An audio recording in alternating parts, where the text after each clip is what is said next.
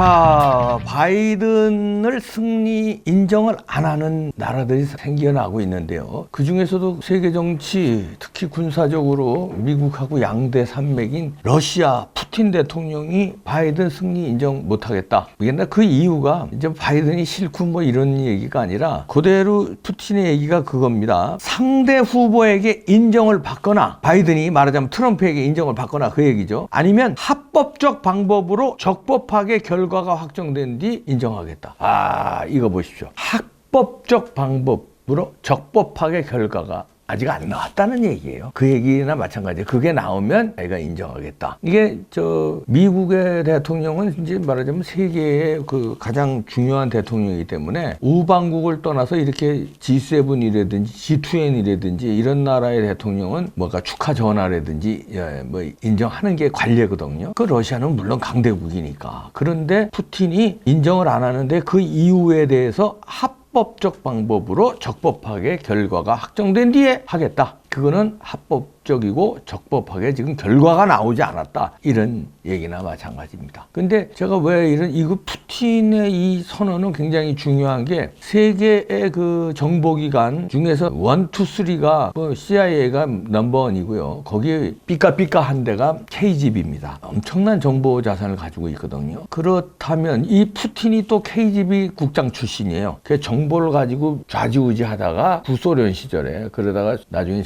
집권까지 했는데, 그런 사람이 이런 얘기를 했다는 건 KGB 차원에서도 뭔가 정보를 가지고 있을 것이다. 이거 잘못하다가 이거 뒤집어지겠는 걸, 이거 안 돼, 이거 적법한 거 아니야, 이거 이러고 뭔가 부정선거에 뭔가를 가지고 있을 가능성이 커졌습니다. 푸틴이요. 그래서 바이든 당선인의 승리를 인정하지 않겠다고 공식적으로 나온 거예요. 그래서 또 이제 물어봅니다, 기자가. 그러면 바이든이 지금 대통령 되는 걸 인정 아직까지 안 하고 있으면 양국 관계 훼손될 수 있지 않느냐, 이거 관례 어긋나지 않느냐, 이런 얘기를 물어보니까 훼손될 게 없다. 이미 망가졌다. 그리고 다른 이유가 있는 게 아니라 절차적인 것이다. 절차가 안 됐다. 이런 얘기입니다. 그리고 이미 망가졌다는 건 일부에서는 푸틴하고 트럼프하고 무슨 선거 전부터 공모해가지고 2016년 대통령 선거 때 러시아 스캔들 이런 거 있었잖아요. 그래서 둘이 무슨 압력이 있어서 그래서 트럼프를 좋아하고 바이든을 싫어하고 그런다는데 그건 천만의 말씀이에요. 이미 훼손될 게 없다. 이미 망가졌다는 건 푸틴하고 트럼프 정부에서 이미 러시아하고 미국과의 관계는 이미 망가졌어요. 그렇기 때문에 그런 바이든이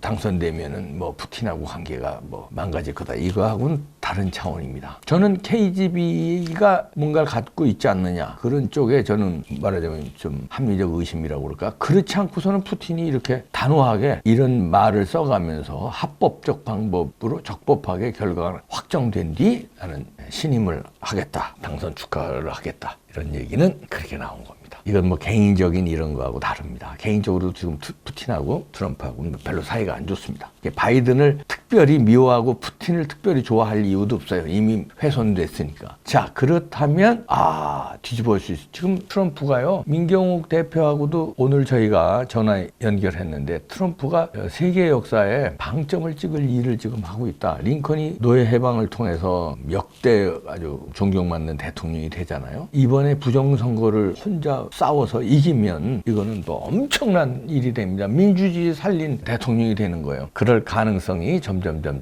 나타나고 있는데요. 트럼프가요, 큰 일을 해내는데 74세예요. 근데 74세, 여러분 깜짝 놀라실 건데요. 74세에 플로리다에 사는 어떤 한 노인이 악어의 입을 찢어버렸습니다. 자기 반려견하고 호숫가를 산책하는데 악어가 급습을 했어요.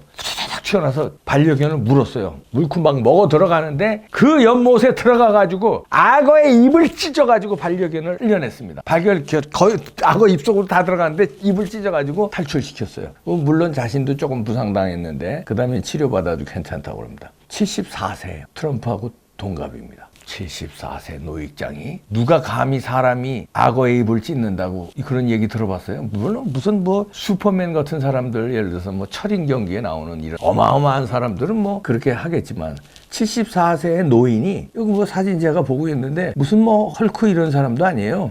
체격은 좀 있네. 그래도 그냥 노인이에요. 급하고 위기에는 괴력이 나옵니다. 자기 반려견을 물어뜯고 죽이는 걸 앞에 목도하면은 괴력이 나오는 거예요. 입을 찢어버립니다. 악어의 입을 찢어버렸어요. 그런 식으로 트럼프는 미국의 대통령입니다. 그가 위기에 처하고 민주주의를 구하겠다고 이를 악물면 그 괴력은 플로리다의 노인이 악어의 입을 찢듯이 어마어마한 일을 벌일 수 있는 괴력이 나옵니다. 그에게는 힘이 있어요. 지금 현재 아직까지는 통치권자예요. CIA, FBI 등등 다 움직일 수 있는 힘이 있는 사람이에요. 그걸 뭐 아닌 걸 비라고 하라면 힘이 없지만 부정선거 조사해, 비리 조사해. 근데 비리가 있어. 그걸 파헤치는, 없는 비리를 만들어내라, 이거는 말을 안 듣죠. 곧 갈 사람인데 곧 망가져서 그런 짓이에다가는 오히려 더 큰일 나는 거고, 있는 비리 찾아내라 하는 데는 힘이 생겨요. 악어의 입을 찢은 74세 동갑내기, 민주주의를 해치는 부정 세력의 입을 콱 찢는 괴력이 나올 것으로 한번 기대해 봅시다. 그래서 거기에 물려서 들어가는 한국의 부정선거도 같이 이 반려견처럼 튀어나오게, 살게, 그날을 기다려 봅시다.